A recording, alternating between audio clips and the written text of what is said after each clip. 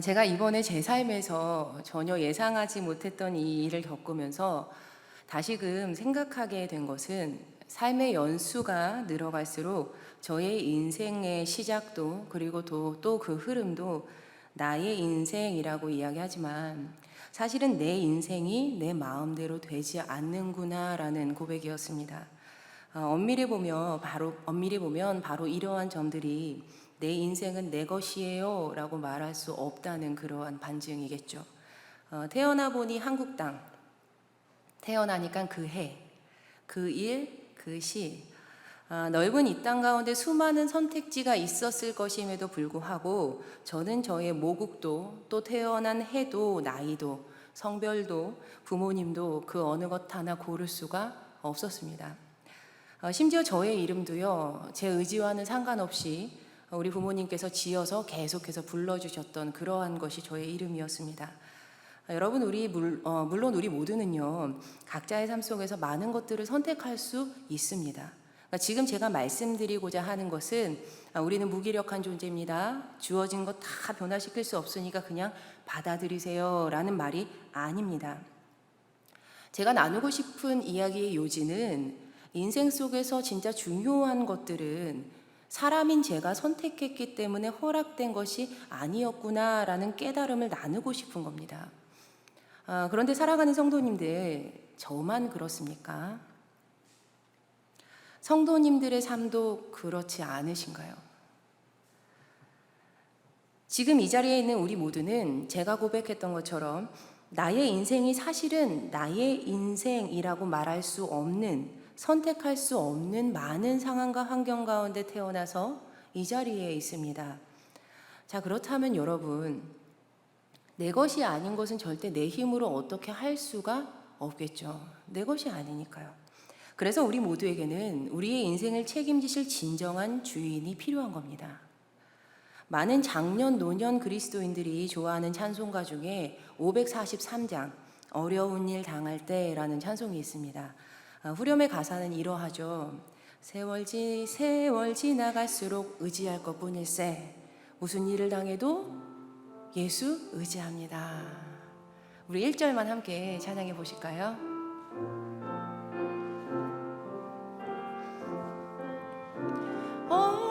어려운 일 당할 때 나의 믿음 적으나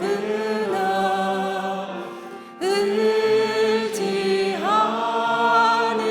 내 주를 더욱 의지합니다. 세월 지나갈수록 의지할 것뿐일세.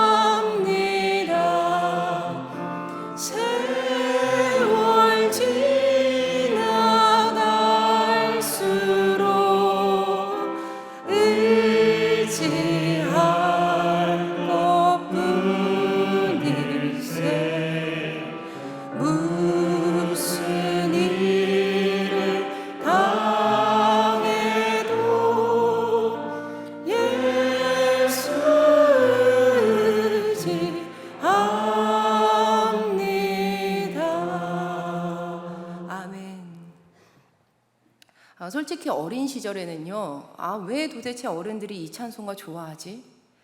왜 의지할 곳이 필요한데 싶었는데 이제는 아주 조금 알 것 같습니다.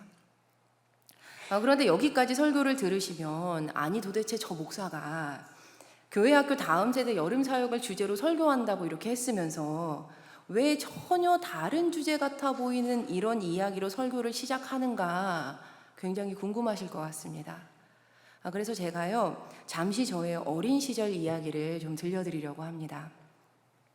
저는 모태신앙으로 태어났고요. 어린 시절부터 교회 학교에서 차근차근 기독교 교육을 받으면서 자라왔습니다. 매해 있었던 성경학교와 또 수련회는 저의 삶에서 가장 행복한 시간 중에 하나였고, 또 교회 학교에서 달란트를 모으기 위해서 열심히 막 말씀 외웠던 그러한 추억도 저에겐 있습니다. 그런데 그 중에서 가장 기억에 남는 사건 중에 한 가지는요, 초등학교 4학년 때 은혜를 받았던 일인데요.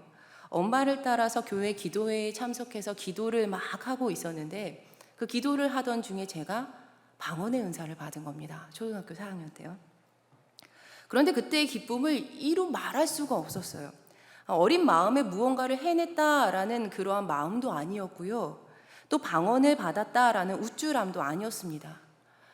성도님들 비록 어린 아이라 할지라도요. 그의 인생 가운데 성령을 체험하면 말로 형용할 수 없는 기쁨을 그가 누리게 됩니다. 세상에 과연 이런 기쁨이 있을까? 세상에 정말 이런 기쁨이 있는가? 제가 그때 이루 말할 수 없는 기쁨을 누리게 되었습니다. 그리고 이루 말할 수 없는 그 기쁨을 제가 막 체험하게 됐어요. 그리고 그렇게 집으로 돌아와서 제가 가장 먼저 무엇을 했는지 아세요? 그날 바로 돌아오자마자 제가 가장 먼저 했던 일이 있어요. 그 일을 하려고 막 방언 받자마자 집에 막 달려갔어요. 바로 교회 학교 담임 선생님께 전화를 드렸습니다. 그런데 그 해에 담임을 맡으셨던 선생님이 아니고요.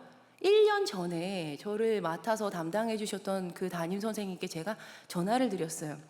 1년 전에 저를 담임했던 그 담임 선생님께서는 저희 교회, 제가 이제 어렸을 때 다녔던 교회에는 그 리모델링 전에 이렇게 다락 같은 방이 있었거든요.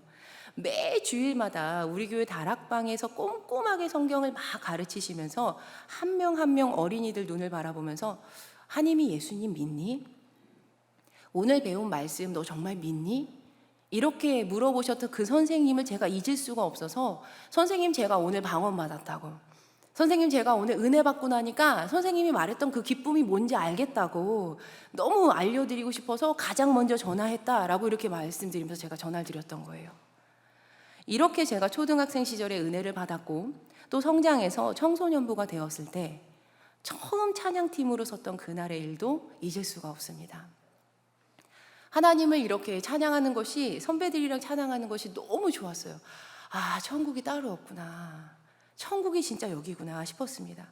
그래서 주일 예배 다 드리고 나면요, 그날 저녁부터 다음 주일 아침이 기다려지는 거예요. 월요일이 되면요, 겨우 월요일밖에 안 됐어? 언제 주일 되길 기다려. 화요일이 되면요, 뭐야 겨우 화요일이야? 수요일 되면요, 시계가 잘못됐나? 여러분 믿겨지세요? 청소년 학생이요, 정말 주일 저녁이 되면 언제 주일 되나 하고서 매일매일 기다리는 거예요. 그렇게 주일 아침이 되면 눈이 번쩍 뜨이고, 학교 갈 때는 그렇게 일어나라 해도 안 일어났는데 주일 아침만 되면 눈이 그냥 번쩍 뜨이고 일찍부터 막 샤워하고 최대한 정말 예쁘게 멋을 내서 찬양팀 연습을 하러 제가 달려나갔습니다. 성도님들, 제가 어린 시절에 참 믿음이 좋았죠. 아멘이요. 네, 제가 그런 사람입니다. 그래서 저는요, 제가 예수님을 깊이 만났고 은혜를 안다고 착각하면서 신앙생활을 했던 것 같습니다. 나는 신앙이 참 좋지. 나는 신앙이 뭔지 좀 알지. 난 믿음이 참 좋아. 우리 교회에서 내가 없으면 어떡하겠어. 그런데 그 시절이 다 지나가고 목사 안수를 앞둔 30대 초반이 되었을 때 저는 제가 정말 형편없는 믿음을 가지고 있었음을 고백할 수밖에 없었습니다. 그동안 제가 진짜 은혜가 무엇인지 체험을 하지 못했더라고요. 진짜 은혜가 뭔지 제가 체험을 하지 못했더라고요. 제가 지금 체험이라는 단어를 사용을 했는데요. 여기서 잠시 체험이라는 것에 대해서 짚고 넘어갔으면 좋겠습니다. 우리 교회 한 장로님께서요, 그러니까 시무 장로님은 아니셔요. 한 장로님께서 올해 지난 사순절에 가상칠언 기도를 접하시고 저에게 굉장히 정중하게 좀 귀한 가르침을 주셨어요. 목사님, 기도문 중에 경험이란 단어가 있던데요. 그런데 경험보다는 체험이 더 맞지 않을까요? 제가 그때 깨달았습니다. 그렇다. 경험은 내 의지가 들어갈 수도 있지만 체험은 100% 외부에서부터 오는, 사람의 의지는 전혀 개입할 수 없는 전적인 외부로부터의 들어옴이구나. 여러분 그렇잖아요. 우리는 좋은 경험을 하기 위해서 다른 지역으로도 떠나고요. 좋은 경험을 쌓고 또 좋은 경험을 쌓기 위해서 새로운 것도 막 배웁니다. 우리는 우리의 의지를 가지고 내가 하고 싶은 좋은 것들을 경험할 수 있어요. 그런데 체험은 다르죠. 체험은 불가항력적으로 맞이하게 되는 것입니다. 불가항력적으로 사람이 맞이하게 되는 것이 바로 체험입니다. 제가 목사 안수를 앞둔 그 시점에서 그동안 내가 어떤 믿음 가지고 있었는지, 내가 정말 진정 하나님의 은혜를 체험했는지 자신을 직면한 저에게 하나님께서는 기도 중에 로마서 8장 1절에서 2절 말씀, 그러므로 이제 그리스도 예수 안에 있는 자에게는 결코 정죄함이 없나니 이는 그리스도 예수 안에 있는 생명의 성령의 법이 죄와 사망의 법에서 너를 해방하였습니다. 이 말씀으로 저를 찾아오셨고, 저는 제 삶에서 제 삶 속으로 들어오시는 그 임재하시는 하나님의 은혜를 깊이 체험하게 되었습니다. 이 체험은요, 저의 어떠한 노력도, 어떠한 의지도, 어떠한 능력도 절대 영향을 미칠 수 없었습니다. 불가항력적으로 하나님께서 저에게 들어오셨어요. 저는 이날의 이 체험에 대한 이야기를 참 많이 이야기를 합니다. 왜냐하면 저의 삶에 허락된 은혜였기 때문이었습니다. 제가 당시 로마서 8장 1절에서 2절 말씀으로 다가오신 제 삶 가운데 그 들어오셨던 주님을 만났을 때의 그 느낌은요, 사람의 문자로는 절대 표현할 수 없는 것이었어요. 우리 담임 목사님께서요, SNS에 쓰셨던 글 중에 딸기를 한 번도 못 먹어본 사람에게는 그 딸기 맛을 설명할 방법이 없습니다 라는 이 내용이 있었는데요, 그 말이 참말인 것 같아요. 하나님께서 저의 삶 속에 들어오셨을 때의 은혜를 최대한 표현해 보자면, 나의 죄악이 사라져 버렸구나, 내 죄가 해결되어 버렸구나, 수동태적인 표현인 거예요. 해결이 되어 버린 거예요. 하나님께서 내 마음대로 안 되었던 내 삶 가운데 들어오셔서 진짜 주인이 되셨구나 라는 고백이 나올 수밖에 없는 그런 마음, 참 자유, 청량감, 평안함, 뭔가 딱 막혔던 숨이 하고 시원하게 쉬어지는 그러한 시원함, 기쁨, 우리 서로 받은 그 기쁨은 어떻죠? 알 사람이 없도다. 은혜였습니다. 은혜. 여러분, 설교의 길을 잃지 않기 위해서 다시 한번 되짚어 보자면요, 김한임 목사가 교회 학교 다음 세대 여름 사역 주제로 설교한다고 하면서 왜 뜬금없이 우리 삶이 내 맘대로 안 된다, 그래서 우리가 의지할 분은 주님밖에 없다, 그리고 저의 어린 시절 이야기를 들려드리면서 그 주님께서 전적으로 외부에서부터 우리 삶에 들어오시는 그 체험을 통해서 우리 삶의 진정한 주인이 되신다, 그것이 은혜이다, 왜 이런 내용으로 지금까지 설교를 시작했고 꽤 긴 시간을 할애했느냐, 여전히 궁금하실 겁니다. 이제 알려드릴게요. 바로 저는 이 여름 우리 다음 세대가 저의 삶에서 체험했던 이 은혜를 동일하게, 아니 그 이상으로 체험하기를 소망하기 때문입니다. 저는 우리 다음 세대가 더 예수님 잘 믿었으면 좋겠어요. 우리보다 더 예수님 진짜 알았으면 좋겠어요. 분명 우리의 다음 세대의 삶도요, 우리처럼 내 인생인데 내 맘대로 되지 않을 것입니다. 지금 우리 아이들의 삶이 잘못되라고 부정적인 이야기하는 것이 절대 아니에요. 우리처럼 그들도 한 해, 두 해 삶의 연수가 더해가면 더해갈수록 인생이라는 것은 참 의지할 것뿐임을 고백할 수밖에 없을 거라는 그런 말씀입니다.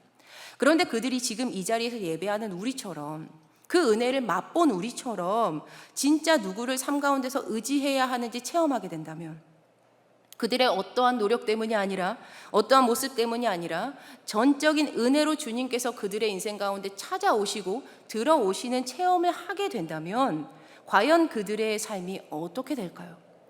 우리의 다음 세대, 그 교회가 어떻게 될까요? 분명 소망이 있지 않겠습니까? 그들에게는 주님의 찾아오심, 은혜로 들어오심이 반드시 필요합니다. 예수님께서 그들의 삶 가운데 들어오셔서 주인이 되시면요, 그러면 소망이 있습니다. 오늘 우리가 읽었던 이 누가복음 19장에는요, 삭개오의 삶으로 들어오신 예수님의 이야기가 기록되어 있습니다.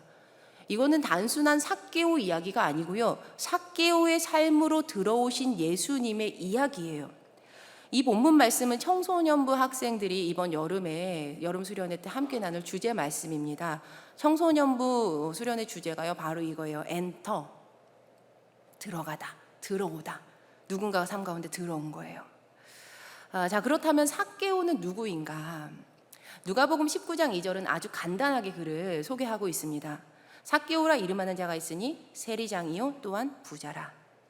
분명 부자 세리장이었던 삭개오는요, 여리고 지역에서 가장 미움을 받는 사람 중에 한 사람이었을 거예요. 왜냐하면 사람들은 세리장을 싫어했기 때문입니다. 다음은 이익상 목사님의 비블리아에서 제가 도움을 받은 내용인데요. 세리장의 역사적인 설명이에요. 세리장에 대한. 예수님 당시 이스라엘은 로마의 속국으로 있었습니다. 로마는 각 속국으로 그 지역들로 이 총독들을 파견을 하는데, 파견된 총독들이 해야 되는 주요 일 중에 하나가 세금을 징수하는 일이었습니다. 로마 황제는 땅과 관련되었던 상품, 사고 파는 음식, 증여받은 유산, 모든 상업, 금융, 상품 등등등등등 모든 것에 다 세금을 매겼고, 심지어 로마 제국 안에서 자기네 같은 민족인데도요, 이렇게 사람들이 오고 갈 때마다 통행세를 다 거두어 들였다고 해요. 이렇게 거두어들인 세금은 거대 제국인 로마의 재정을 유지하는 데 다 사용이 되는데, 로마 군대들도 키우고요, 도로 건설 사업 등 도로 건설도 막 세우고요, 또 많은 사업들을 그렇게 했다는 거예요. 그러니까 돈이 많이 필요했겠죠. 그런데 로마에서 파견되었던 이 총독들이 세금을 거두어 들일 때는 직접 그 일을 하지 않았다고 합니다. 그들은 지역에서, 자기들이 파송받은 지역에서 동네 실정을 가장 잘 알고 있는 사람들, 그 사람들과 세금 징수에 대해서 계약을 맺었습니다. 이런 사람들을 퍼블리카누스, 즉 세리장, 세관장이라고 불렀어요. 그렇다면 왜 세리장들은 동네 실정을 잘 아는 사람이 되어야 했을까? 바로 로마의 이 과세법이 가진 재산에 따라서, 그 해의 수확에 따라서, 그들이 수입을 얼마나 가졌느냐에 따라서 모두 달라서 다 복잡했고, 또 긴급 편성되는 갑자기 생겨나는 세금들이 허다했기 때문에 굉장히 복잡했다는 거예요. 그러니까 지역 주민의 삶을 속속들이 알고 있어야, 잘 알아야 돈을 잘 거둘 수 있겠죠. 지역 어디에 누가 사는지, 그 집의 형편이 어떤지, 어떤 산업에 종사하고 있는지, 그 수입이 어떤지 모두 다 파악하고 있어야지만 징수할 예상 세금 총액을 계산할 수 있었던 겁니다. 그런데 이 세리장도요, 자신이 직접 세금을 거두러 다니지는 않았다고 해요. 세리장이 거두어 들일 세금 총액에 대해서 계산을 다 끝내서 이렇게 입찰을 공고하면, 그 지역 사람들 중에 내가 얼마를 거두어 드리겠습니다 라고 금액을 써서 내는 이들이 있었는데, 바로 세리였죠. 그런데 여러분, 당연히 이 세리라는 사람도 세리장을 위해서 자원봉사하는 사람이 아니잖아요. 본인들도 돈을 벌어야 됐기 때문에 세금을 거둘 때 원래 거두어야 할 금액 이상으로 더 남겨서 자신들의 몫을 챙기는 것이 일반적이었습니다. 그러니까 지역 주민들에게는 실제 징수되는 금액이 원 금액보다 훨씬 더 많을 수밖에 없었을 것이고, 그 돈을 내야 하는 이들의 부담이 굉장히 컸을 거예요. 우리가 함께 읽은 누가복음 19장 2절의 말씀이요, 삭개오는 부자였다라고 증언을 하고 있는데, 바로 이 방법이 삭개오가 부자가 된 그 재물의 출처입니다. 그러니까 누가 과연 삭개오를 좋아했겠어요? 다 싫어했겠죠. 그러던 어느 날 삭개오는 예수님께서 여리고에 들어가신다라는 소식을 듣게 됩니다. 그는 예수님이 어떤 분이신지 보려고 무리 속에서 막 애썼지만요, 키가 작고 사람이 많아서 예수님을 볼 수가 없었어요. 사람들에게 삭개오는 세금 낼 때에나 힘 있는 존재지, 지금은 단지 키 작고 사람 틈 비집을 수도 없는 힘 약한 한 사람일 뿐이었습니다. 아무도 자리를 내주지 않는 그곳에서 삭개오는 예수님을 볼 수 없었어요.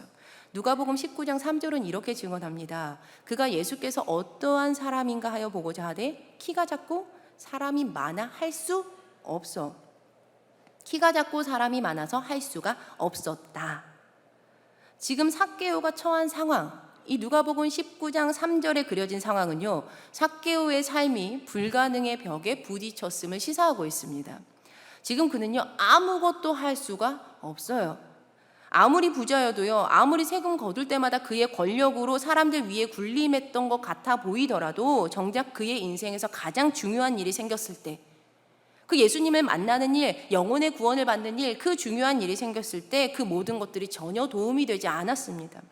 설교 초반에 말씀드렸듯이 유한한 우리의 삶에는 결정적인 순간에 남녀노소 다 상관없이 내가 아무것도 할 수 없는 존재이구나라는 사실을 고백하게 되는 때가 분명히 와요.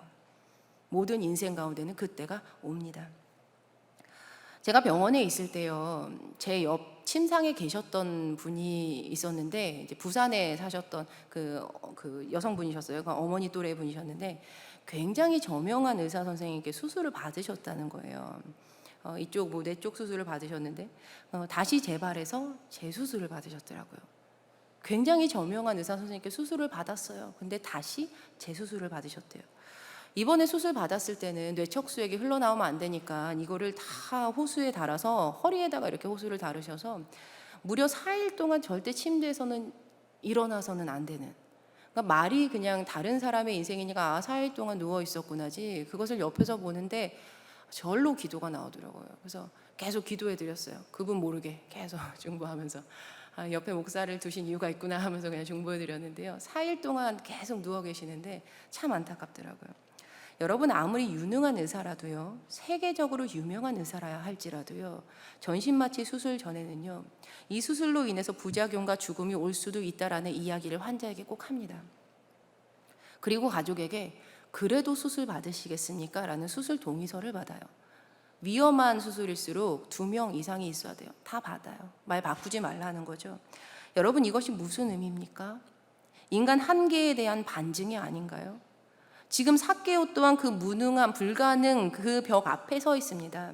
저는요, 삭개오가 누가복음 19장 3절에 불가능 앞에 서게 되었을 때 무언가 깨달았다라고 생각을 해요. 왜냐하면 이제 그가 다른 계산 없이 내달리거든요. 유대인에게 정말 중요한 것 중 하나였던 체면도 사람들의 평가도 개의치 않고요, 그는 곧장 돌무화과 나무 위로 달려 올라갑니다. 왜냐하면 곧 예수님께서 그 길을 지나가실 것이기 때문이었어요. 지금 구원자 예수님을 만난다는데 방법이 어떠하던 삭개오에게 도대체 무슨 상관이 있었겠느냐는 말이에요. 여러분, 예수님을 만나는 일에는요, 예수님을 만나게 하는 일에는요, 사람의 어떠한 고정관념도 자신들이 옳다고 생각했던 과거의 방법도 내려놓아야 할 때가 분명히 있습니다. 예수님을 만나는 일에는요, 사람이 가지고 있었던 어떠한 생각, 과거에 내가 했던 경험들, 그것 다 내려놓아야 할 때가 분명히 있다는 거예요. 과거 저는요, 매년 여름이 되면 늘 기대감이 있었습니다. 물론 몸은요, 굉장히 고대해져요. 제일 고될 때예요. 그런데 여름 사역 끝나고 예수님 만난 어린이들, 예수님 만난 간증하는 학생들, 막 예배 드릴 때 눈물 흘렸던 그 학생들 바라보면 그 기쁨이 이루 말할 수 없었기 때문이었어요. 하지만 이번 여름 사역은요, 우리의 마음과 뜻대로 되지 않고 있고 또 시간이 갈수록 한치 앞을 볼 수 없는 그런 상황 가운데 있습니다. 지금 우리는 코로나로 인해서 새로운 여름을 맞이하고 있어요. 개인적으로 저는요, 요즘에 고민이 굉장히 많습니다. 분명 이 코로나가 끝나도 코로나 이후에도 세상은 대면 사회에서 비대면 사회로 옮겨간 것이, 이렇게 비대면 사회가 된 것이 뉴 노멀, 그게 당연한 것이 되어 갈 텐데 도대체 새로운 세상에서 자라는 다음 세대에게 나는 어떻게 예수님을 전해야 하나, 이게 저의 삶에 되게 고민이에요. 이처럼 익숙하지 않은 코로나 상황 속에서 여름 사역을 두고 이러지도 못하고 저러지도 못하고 있었는데 우리 교육부 장로님께서 굉장히 멋진 말씀을 저에게 해주셨습니다. 목사님, 우리 새로운 길을 가봐요. 하나님을 믿고 새로운 길을 가보자라는 이 장로님의 말씀에 정신이 번뜩 들었어요. 그래서 넋놓고 포기하고만 있을 것이 아니라, 아무것도 하지 않고 그냥 가만히 기다리고만 있을 것이 아니라, 과거 내가 알고 있었던 방법에 갇혀서 매여서 그것이 맞다고 붙들고 그렇게 있는 것이 아니라 감당할 시험만 주시는 하나님의 말씀을 믿고 새로운 길로 가보자, 이 또한 이겨내보자라는 마음이 저희 가운데 생겼어요. 그래서 교회학교 전부서의 여름 사역을 온라인으로 준비해보자. 우리 교회 홈페이지 좋으니까 홈페이지 통해서 또 각 가정에서, 그리고 또 최소한의 야외 활동을 교회 마당에서 좀 준비해보자라고 처음에 이렇게 마음을 모았습니다. 당연히 우리 담임 목사님께서도요, 굉장히 좋은 아이디어들을 막 주셨어요. 진짜 재밌을 것 같았어요. 그런데 안타깝게도요, 다시 한번 이 수 많았던 아이디어를 축소시켜야 하는 상황 속에 놓이게 되었었습니다. 지금은 10명 미만으로 떨어져서 계속 이 상황이 가기를 기도하고 있지만요, 그때 했던 많은 이 아이디어를 할 수 없는 상황 가운데, 그래서 울며 겨자 먹기 식으로 좀 내려놔야 되겠구나 하는 이런 상황을 다시 한번 맞이하게 되었어요.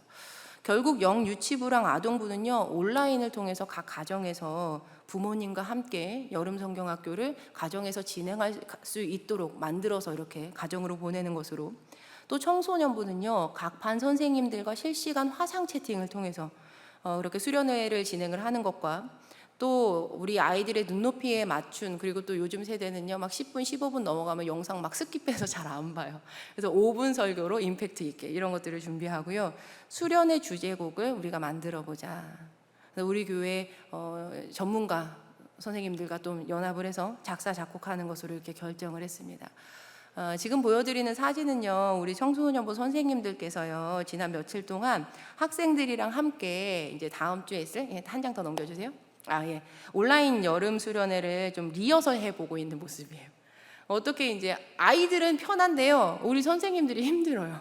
아이들은 너무 당연하게 너무 익숙하게 막 들어오는데, 이제 내려주세요. 우리 선생님들이 힘든 거예요. 그래서 선생님들이 막 뭐 몇 주 전부터 몇 달 전부터 계속 연습해보고 선생님들끼리 막 배우고 가르쳐드리고 막 이렇게 했어요. 이번 여름 수련회가요, 또 주제곡을 만들겠다, 청소년부에서 주제곡을 만들겠다라고 방금 말씀드렸잖아요. 8월 말에 개봉박두 그때 이제 들려드리겠습니다. 음원이 이제 그때 이제 나옵니다. 많이 들어주시고 좋아요 막 눌러주시고.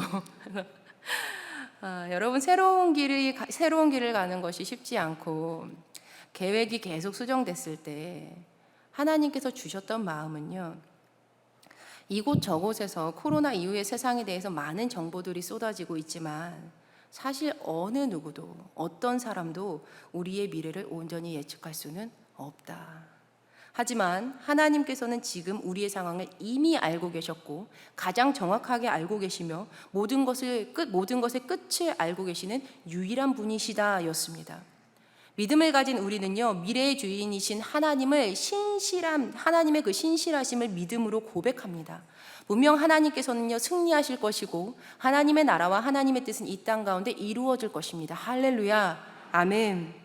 오늘 본문 말씀 보면서 참 놀라운 점은요, 이미 예수님께서 삭개오의 모든 것을 다 알고 계셨고 그가 올라가 있는 돌무화과 나무 앞에 멈추어 서서 한 번도 만나보지 못했던 그의 이름을 정확히 부르셨다는 사실이에요. 예수님께서 말씀하셨습니다. 세 번역으로 읽어드리겠습니다. 예수께서 그곳에 이르러서 쳐다보시고 그에게 말씀하셨다. 삭개오야, 어서 내려오너라. 오늘은 내가 내 집에 묵어야 하겠다. 우리말로 누가복음 19장 5절 말씀 읽으시면 예수님께서 오늘 내가 너의 집에 묵을게, 내가 오늘 너의 집에 가서 유할 거다, 이렇게만 말씀하시는 것으로 우리가 이해가 돼요. 그런데 영어 성경으로 보면요, 예수님의 이 말씀이 더 큰 뜻을 포함하고 있음을 알 수 있습니다. 19장 5절 하반절을 NIV 성경으로 보면요, I must 이렇게 얘기하세요. I must stay in your house today 이렇게 말씀하세요. I must, 나 반드시 그렇게 할 거야 라는 의지적인 표현이 이 안에 담겨 있다는 거예요. 반드시 그렇게 하시겠다라는 의지적인 말씀입니다. 내가 반드시 너의 집에 찾아갈 것이다. 내가 반드시 너의 인생에 들어갈 것이다. 반드시. 사랑하는 성도님들, 과연 예수님께서 이 말씀을 삭개오에게만 하신 말씀일까요? 아니요, 우리 모두에게 주신 약속의 말씀입니다. 내가 반드시 너의 삶 속에 찾아갈 것이란다. 내가 반드시 너의 인생에 들어갈 거야. 그래서 우리는요, 코로나가 계속되고 있는 2020년 이 여름에도 우리의 다음 세대에게 너의 삶의 진짜 주인이신 주님께서 반드시 들어갈 거야, 그 은혜를 반드시 허락하실 거야 라고 전해야만 합니다. 이 점이 가장 중요해요. 우리가 새로운 세상에서 온라인을 도구 삼아서 새로운 사역을 해야 되는 것은 사실이에요. 우리가 그동안 매여 있었던 그 사역의 그 패턴들을요, 다 내려놓아야 해요. 이건 사실이에요. 그런데 우리가 이 새로운 방법으로 사역을 왜 하는지를 잊어버리면 절대 안 됩니다. 지금 우리가 겪고 있는 이 모든 상황의 근원적인 해결 방법은요, 사람이 만든 인터넷이 아니에요. 사람이 만든 인터넷이 그 근원적인 해결 방법이 아니라 천지를 지으신 하나님, 바로 하나님 그분께서 우리의 삶 속에 찾아오시고 반드시 들어오시는 그 은혜에 있습니다. 은혜가 유일한 방법입니다. 주님께서 너의 삶에 반드시 찾아가실 거야. 주님께서 너의 삶에 반드시 들어가실 거야. 우리는 이것을 알리려고 우리에게 익숙했던 모든 것들을 다 내려놓고 새롭고 다양한 도구들을 사용하는 겁니다. 자기 자신을 모두 다 내려놓고 돌무화과 나무 위로 올라갔던 삭개오가요, 예수님께서 반드시 너희 집에 유할 거야 라고 말씀하셨을 때 얼른 내려와서 기뻐하면서 예수님을 모십니다. 그런데 사람들이 이 모습을 보면서 이렇게 이야기하기 시작해요. 수군수군대요. 예수님께서 죄인의 집에 묵으러 들어가셨어. 예수님께서 죄인의 집에 묵으러 들어가셨어. 당연하죠. 삭개오가 살아온 지난 인생이 있는데요. 그가 어떻게 살았는데요. 하지만 여러분, 주님께서 어떤 이의 인생 가운데 들어오시면 어떠한 삶도 변화될 수밖에 없습니다. 이제 예수님을 만난 삭개오가요, 그동안 추구했던 삶의 방향성이 틀렸음을 깨닫고 다 돌이켜요. 누가복음 19장 8절 말씀 보면요, 삭개오가 이렇게 얘기합니다. 삭개오가 서서 여짜오되 주여 보시옵소서, 내 소유의 절반을 가난한 자들에게 주겠사오며 만일 누구의 것을 속여 빼앗은 일이 있으면 네 갑절이나 갚겠나이다. 삭개오의 삶이 변했습니다. 아마 삭개오가 그동안 옳지 않은 행동을 하면서 악착같이 돈을 모았던 이유는요, 그것이 자신의 삶의 유일한 해답이라고 생각했기 때문이었을 거예요. 이게 해결책이야. 이래야지 내가 살아. 그런데 그가 변화했을 때 여러분 잘 보세요. 가장 먼저 내려놓았던 것이 그동안 그의 삶의 해결책이라고 믿었던 것이었어요. 소유의 절반을 가난한 이들에게 주겠습니다. 속여 빼앗은 것은요, 4배로 다 갚을게요. 왜냐하면 이제 예수님이 삶 가운데 들어오신 삭개오의 삶은요, 다른 것들에 집중하지 않아도 되기 때문이에요. 2018년도에요, 박인비 선수가 미국 여자 프로골프 투어 첫 메이저 대회에서요, 준우승을 차지한 적이 있어요. 제가 골프를 전혀 몰라서요, 골프에 대해서 이야기하려는 거는 아니고요. 이 준우승을 한 뒤에 박인비 선수가 했던 인터뷰 내용에 대해서 좀 이야기를 하려고 합니다. 당시 경기가 1박 2일 동안 또 연장 8차전까지 가게 되는 굉장히 어려운 경기였다는 거예요. 제가 이거에 대해서는 자세히 모르지만 어려운 경기였대요. 그런데 이 어려움에도 불구하고 준우승을 한 박인비 선수의 그 집중력이 얼마나 대단한지에 대한 내용이 기사에 실렸어요. 당시 박인비 선수의 인터뷰를 제가 쫙 읽으면서요, 그 기사를 이렇게 한 줄로 요약해 놓은 게 있더라고요. 그러니까 한 줄로 요약해 놓은 내용이 있었는데, 저에게는 그녀의 인터뷰가 이렇게 들렸던 모양이었어요. 중요한 시점에서는 다른 말을 하지 않습니다. 반드시 보아야 할 곳만을 봅니다. 중요한 시점에서는 다른 말을 하지 않습니다. 반드시 보아야 할 곳만을 봅니다. 그녀는 가장 중요한 시점에 서 있었을 때 반드시 보아야 할 곳을 선택했고 그곳만을 집중하여 보았다고 말했습니다. 이제 삭개오는요, 반드시 보아야 할 곳만을 보는 사람이 되었어요. 이제 그에게는요, 주님만 보이는 거예요. 다른 것을 보지 않아요. 그러자 주님께서는 삭개오에게 이렇게 말씀하셨습니다. 우리 함께 누가복음 19장 9절에서 10절 말씀 함께 읽어보시겠습니다. 시작. 예수께서 이르시되 오늘 구원이 이 집에 이르렀으니 이 사람도 아브라함의 자손이미로다. 인자가 온 것은 잃어버린 자를 찾아 구원하려 함이니라. 할렐루야. 구원이 임했습니다. 오늘 구원이 이 집에 이르렀으니. 자, 사랑하는 성도님들, 우리에게는요, 우리를 찾아오셔서 우리의 삶에 들어오시는 주님의 은혜가 반드시 필요합니다. 주님께서 우리의 삶 속에서 우리의 삶으로요, 전적으로 들어오셔야 돼요.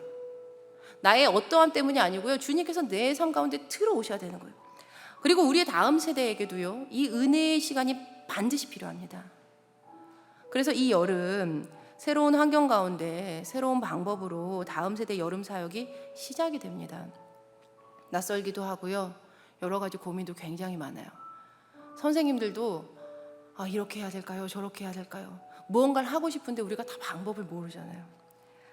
그럼에도 불구하고 우리가 믿고 고백하는 바는 이미 주님께서는 이 모든 상황을 알고 계시고 그 마지막도 알고 계신다라는 사실입니다. 분명 모든 것을 주관하시는 주님께서요, 이 여름 사역 가운데 들어오셔서 주인이 되시면 우리 모두와 우리의 다음 세대 모두의 삶은요, 온전히 주님만을 바라보는 사람으로 변화가 될 것이 분명합니다.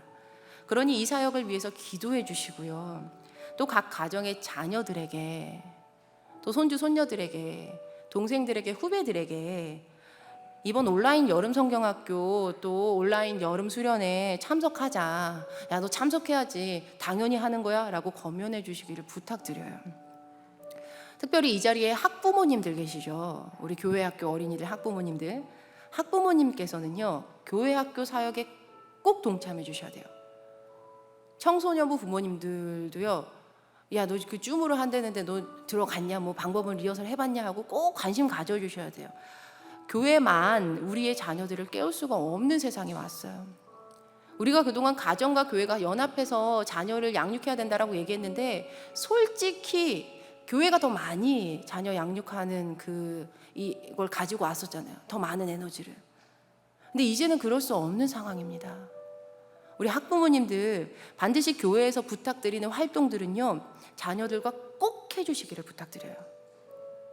모르겠으면요, 언제든지 찾아오시고 언제든지 전화 주세요. 자료가 좀 부족하면요, 더 만들어 드릴 수 있어요. 밤을 새서라도 해서 드릴 수가 있어요. 그러니까 꼭 자녀들과 함께 이번 수련회 성경학교 해주시기를 부탁드립니다. 우리 학부모님들 그렇게 해주실 거죠? 약속하셨어요? 은혜의 그분이 들어오시다. 오늘 설교의 제목이요, 우리 제일교회의 영아부터 또 우리 아동부, 청소년부, 청년부, 장년, 노년 모두에 이르기까지 모두의 간증이 되기를 주님의 이름으로 축복합니다.